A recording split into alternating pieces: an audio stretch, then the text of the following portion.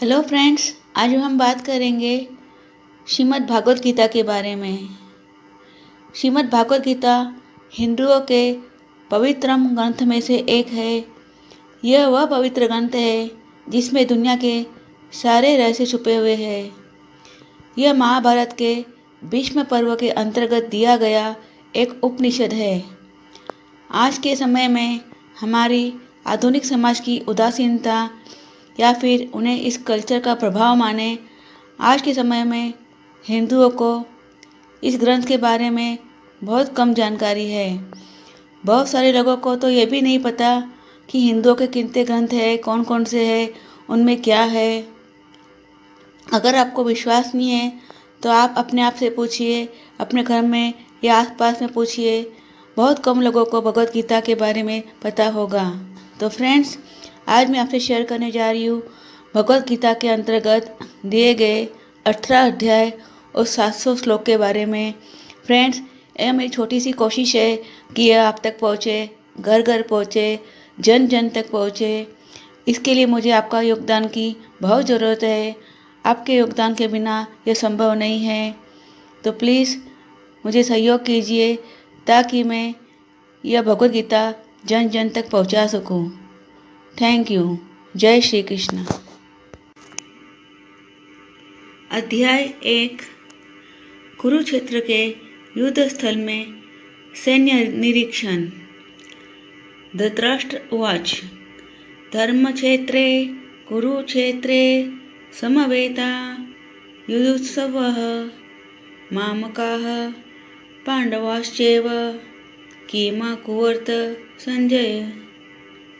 अर्थात धृतराष्ट्र ने कहा, हे संजय, धर्मभूमि कुरुक्षेत्र में युद्ध की इच्छा से एकत्र हुए मेरे तथा पांडु के पुत्रों ने क्या किया। संजय उवाच।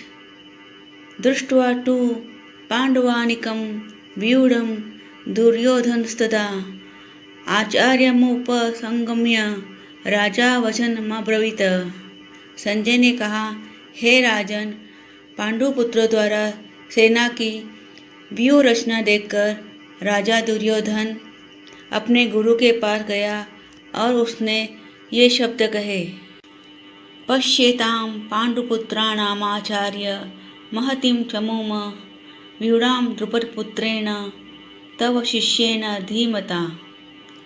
हे आचार्य, पांडुपुत्रों की विशाल सेना को देखे जिसे आपके बुद्धिमान शिष्य द्रुपद के पुत्र ने इतने कौशल से व्यवस्थित किया है। अत्र सुरा महेश्वासा भीमार्जुन समायुधि युयुधानो विराटश्च द्रुपदश्च महारथः। अर्थात इस सेना में भीम तथा अर्जुन के समान युद्ध करने वाले अनेक वीर धनुर्धर है, यथा महारथी युयुधान, विराट तथा द्रुपद।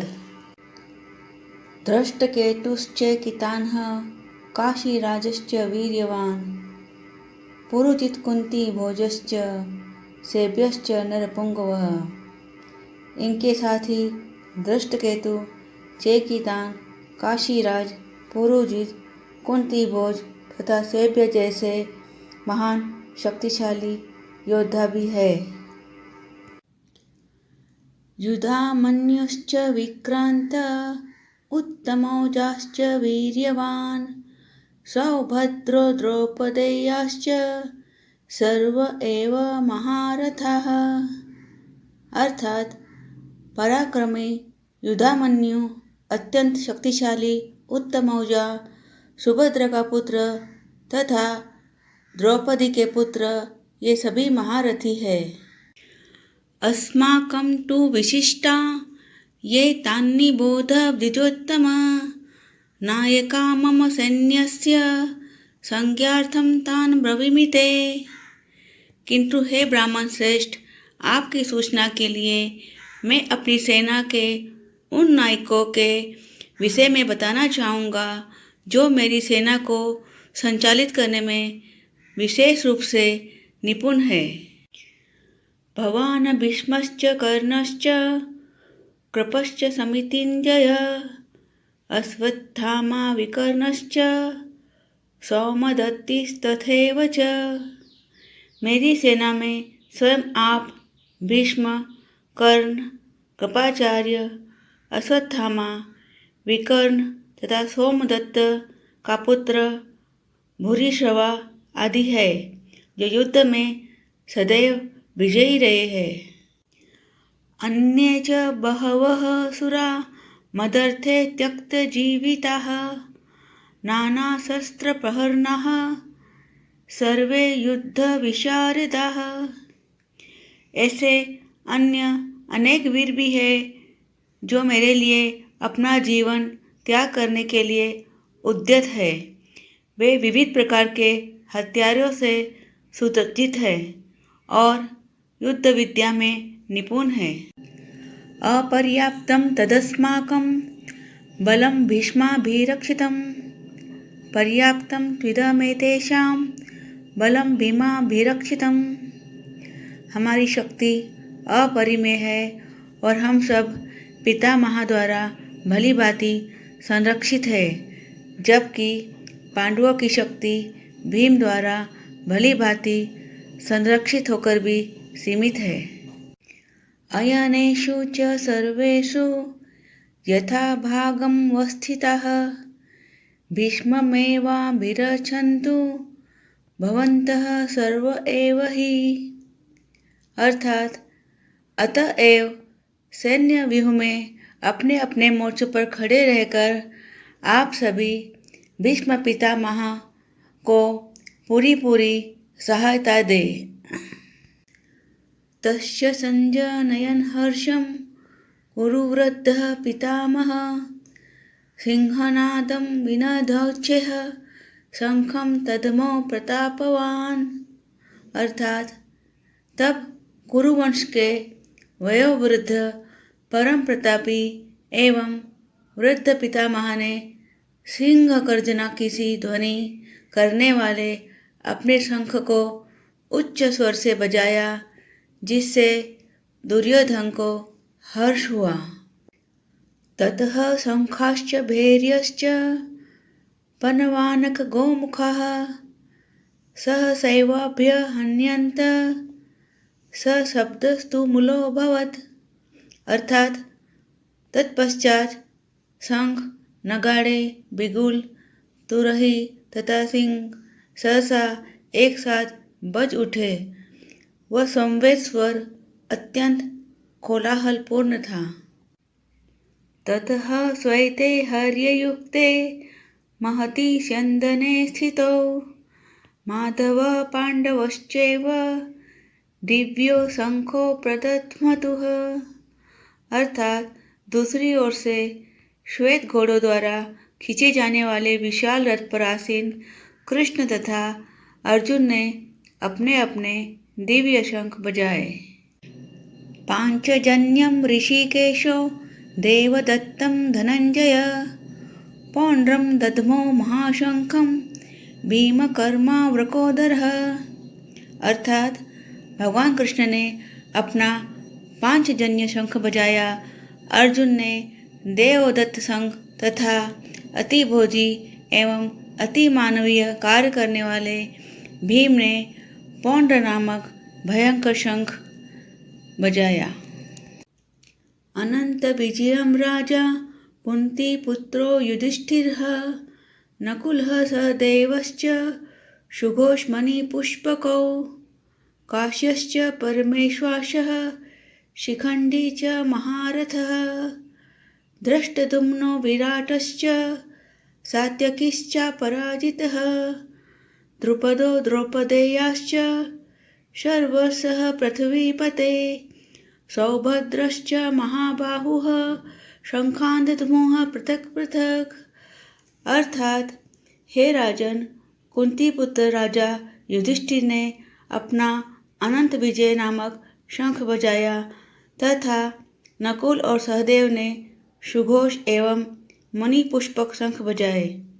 महान धनुर्धर काशीराज, परम योद्धा शिखंडी, धृष्टद्युम्न, विराट, अजय सात्यकी, द्रुपद, द्रौपदी के पुत्र तथा सुभद्रा के महाबाहु पुत्र आदि सबों ने अपने अपने शंख बजाए।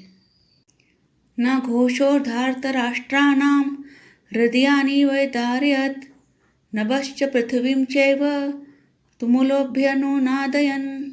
अर्थात इन विभिन्न शंखों की ध्वनि कोलाहलपूर्ण बन गई, जो आकाश तथा पृथ्वी को शब्दायमान करती हुई धृतराष्ट्र के पुत्रों के हृदयों को विदीर्ण करने लगी।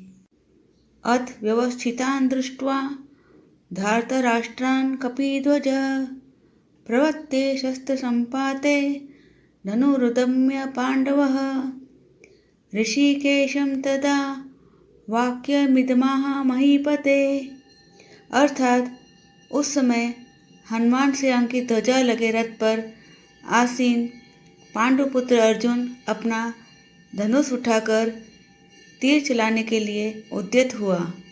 हे राजन, धृतराष्ट्र के पुत्रों को व्यूह में खड़ा देखकर अर्जुन ने श्री कृष्ण से ये वचन कहे। अर्जुन उवाच सेनयोरुभयो मध्ये रथं स्थापयमेच्युत यावदेतान्निरीक्षेऽहं योद्धुकामानवस्थितान् कैमया स योद्धव्यं स्मिरन् समुद्यमे। अर्थात अर्जुन ने कहा, हे अच्युत, कृपा करके मेरा रथ दोनों सेनाओं के बीच ले चले, जिससे मैं यहाँ उपस्थित युद्ध की अभिलाषा रखने वालों को और शस्त्रों की इस महान परीक्षा में जिनसे मुझे संघर्ष करना है उन्हें देख सकूं। योत्सयमानानवेक्षेऽहं य एते अत्र समागताः धार्तराष्ट्रस्य दुर्बुद्धे युद्धे प्रियचिकीर्षव। अर्थात मुझे उन लोगों को देखने दीजिए जो यहाँ पर धृतराष्ट्र के दुर्बुद्धि पुत्र अर्थात दुर्योधन को प्रसन्न करने की इच्छा से लड़ने के लिए आए हुए हैं। संजय उवाच एवमुक्तो ऋषिकेशो गुडाकेशेन भारत सेनयोरुभयो मध्ये स्थापयित्वा रथोत्तमम्। अर्थात संजय ने कहा, हे भरतवंशी, अर्जुन द्वारा इस प्रकार संबोधित किए जाने पर भगवान कृष्ण ने दोनों दलों के बीच में उस उत्तम रथ को लाकर खड़ा कर दिया। भीष्म द्रोण प्रमुक्तः सर्वेषां च महीक्षिताम् उवाच पार्थ पश्येतान् संवेतान् कुरुनिति। अर्थात भीष्म, द्रोण तथा विश्व भर के अन्य समस्त राजाओं के सामने भगवान ने कहा कि हे पार्थ, यहाँ पर एकत्र सारे कुरुओं को देखो। तत्रापश्य स्थितान् पार्थः पितॄन् पितामहान् आचार्यान् मातुलान् भ्रातॄन् पुत्रान् पौत्रान् सखींस्तथा ससुरान् सुहृदश्चैव सेनयोरुभयोरपि। अर्थात अर्जुन ने वहाँ पर दोनों पक्षों की सेनाओं के मध्य में अपने चाचा ताऊओं, पितामहों, गुरुओं, मामाओं, भाइयों, पुत्रों, पौत्रों, मित्रों, ससुरों और शुभचिंतकों को भी देखा।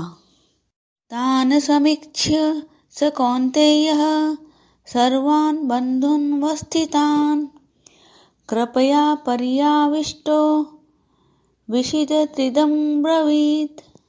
अर्थात जब कुंती पुत्र अर्जुन ने मित्रों तथा संबंधियों की इन विभिन्न श्रेणियों को देखा तो वह करुणा से अभिभूत हो गया और इस प्रकार बोला।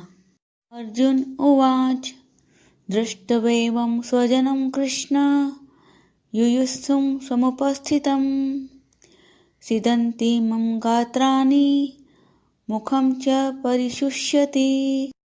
अर्थात अर्जुन ने कहा, हे कृष्ण, इस प्रकार युद्ध की इच्छा रखने वाले अपने मित्रों तथा संबंधियों को अपने समक्ष उपस्थित देखकर मेरे शरीर के अंग काँप रहे हैं और मेरा मुंह सूखा जा रहा है। वेपथुश्च शरीरे में रोमहर्षश्च जायते गांडीवं संसते हस्तत्वक्चैव परिदह्यते। अर्थात अर्जुन ने कहा, मेरा सारा शरीर काँप रहा है, मेरे रोंगटे खड़े हो रहे हैं, मेरा गांडीव धनुष मेरे हाथ से सरक रहा है और मेरी त्वचा जल रही है। न च शक्यो व्यवस्थातुं भ्रमतीव च मे मनः निम्मितानि च पश्यामि विपरीतानि केशव। अर्थात अर्जुन ने कहा, मैं यहाँ अब और अधिक खड़ा रहने में असमर्थ हूँ। मैं अपने को भूल रहा हूँ और मेरा सिर चकरा रहा है। हे कृष्ण, मुझे तो केवल अमंगल के कारण दिख रहे हैं। च श्रेयो अनुपश्यामि हत्वा स्वजन्माहवे न कांक्षे विजयं कृष्ण न च राज्यं सुखानि च।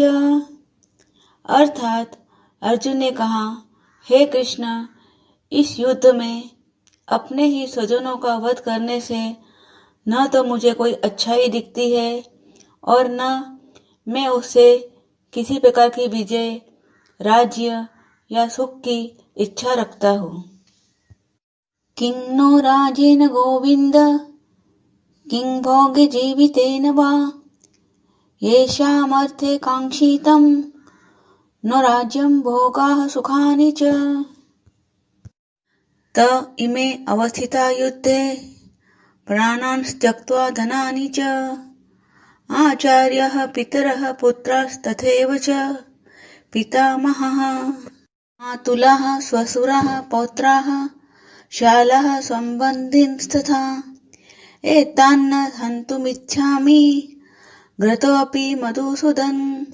अपि त्रैलोक्यराज्यस्य हेतोः किं नो मही कृते निहत्य धार्तराष्ट्रान् का प्रीतिः स्या जनार्दन। अर्थात अर्जुन ने कहा, हे गोविंद, हमें राज्य, सुख अथवा इस जीवन से क्या लाभ, क्योंकि जिन सारे लोगों के लिए हम उन्हें चाहते हैं वे ही इस युद्ध भूमि में खड़े हैं। हे मधुसूदन, जब गुरुजन, पितृगण, पुत्रगण, पितामह, मामा, ससुर, पौत्रगण, साले तथा अन्य सारे संबंधी अपना अपना धन एवं प्राण देने के लिए तत्पर है और मेरे समक्ष खड़े हैं, तो फिर मैं इन सबको क्यों मारना चाहूँगा, भले ही वे मुझे क्यों न मार डाले। हे जीवों के पालक, मैं इन सबों से लड़ने को तैयार नहीं, भले ही बदले में मुझे तीनों लोग क्यों न मिलते हो। इस पृथ्वी की तो बात ही छोड़ दे, भला धृतराष्ट्र के पुत्रों को मारकर हमें कौन सी प्रसन्नता मिलेगी। पापमेवाश्रयेदस्मान् हत्वेतानात्तायिनः तस्मान्नार्हा वयं हन्तुं धार्तराष्ट्रान् सबान्धवान् स्वजनं हि कथं हत्वा सुखिनः स्याम माधव। अर्थात यदि हम ऐसे आतताइयों का वध करते हैं तो हम पर पाप चढ़ेगा, अतः यह उचित नहीं होगा कि हम धृतराष्ट्र के पुत्रों तथा उनके मित्रों का वध करें। हे लक्ष्मीपति कृष्ण, इससे हमें क्या लाभ होगा और अपने ही कुटुंबियों को मारकर हम किस प्रकार सुखी हो सकते हैं। यद्यप्येतेन पश्यन्ति लोभोपहत चेतसः कुलक्षय कृतं दोषं मित्रदोहे च पातकम् कथं न ज्ञेयं स्माभिः पापादस्मान्निवर्तितुम् कुलक्षय कृतं दोषं प्रपश्यब्धि जनार्दन। अर्थात अर्जुन ने कहा, हे जनार्दन, यद्यपि लोभ से अभिभूत चित्त वाले ये लोग अपने परिवार को मारने या अपने मित्रों से द्रोह करने में कोई दोष नहीं देखते, किंतु हम लोग जो परिवार के विनष्ट करने में अपराध देख सकते हैं, ऐसे पाप कर्मों में क्यों प्रवृत्त हो। कुलक्षये प्रणश्यन्ति कुलधर्माः सनातनः धर्मे नष्टे कुलं कृतसनं धर्मोऽभिभवतुत। अर्थात कुल का नाश होने पर सनातन कुल परंपरा नष्ट हो जाती है और इस तरह शेष कुल भी अधर्म में प्रवृत्त हो जाता है। अधर्माभिभवात् कृष्ण प्रदुषन्ति कुलस्त्रियः स्त्रीषु दुष्टासु वार्ष्णेय जायते वर्णशंकरः। अर्थात अर्जुन ने कहा, हे कृष्ण, जब कुल में अधर्म प्रमुख हो जाता है तो कुल की स्त्रियां दूषित हो जाती है और स्त्रीत्व के पतन से हे वृष्णिवंशी अवांछित संतानें उत्पन्न होती है। शंकरो नरकायेव कुलघ्राणां कुलस्य च पतन्तरि पितरो रेषां लुप्तपिण्डोदक्रियाः। अर्थात अवांछित संतानों की वृद्धि से निश्चय ही परिवार के लिए तथा पारिवारिक परंपरा को विनष्ट करने वालों के लिए नारकीय जीवन उत्पन्न होता है। ऐसे पतित कुलों के पुरखे अर्थात पितर लोग गिर जाते हैं, क्योंकि उन्हें जल तथा पिंड दान देने की क्रियाएं समाप्त हो जाती हैं।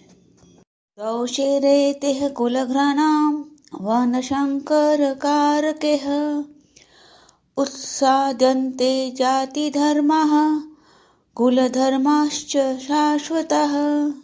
अर्थात जो लोग कुल परंपरा को विनष्ट करते हैं और इस तरह अवांछित संतानों को जन्म देते हैं, उनके दुष्कर्मों से समस्त प्रकार की सामुदायिक योजनाएं तथा पारिवारिक कल्याण कार्य विनष्ट हो जाते हैं। उत्सन्न कुल धर्माणां मनुष्याणां जनार्दन नरके नियतं वासो भवतीत्यनुशुश्रुमा। अर्थात हे प्रजापालक कृष्ण, मैंने गुरु परंपरा से सुना है कि जो लोग कुल धर्म का विनाश करते हैं वे सदैव नरक में वास करते हैं। अहो महत्पापं कर्तुं व्यवसिता वयं यद्राज्य सुखालोभेन हन्तुं स्वजन मुद्यतः। अर्थात ओह, कितने आश्चर्य की बात है कि हम सब जघन्य पाप कर्म करने के लिए उद्यत हो रहे हैं। राज्य सुख भोगने की इच्छा से प्रेरित होकर हम अपने ही संबंधियों को मारने पर तुले हैं। यदि माम प्रतीकारं शस्त्रं शस्त्रपाणयः धार्तराष्ट्रारणे हन्युः तन्मे क्षेमतरं भवेत्।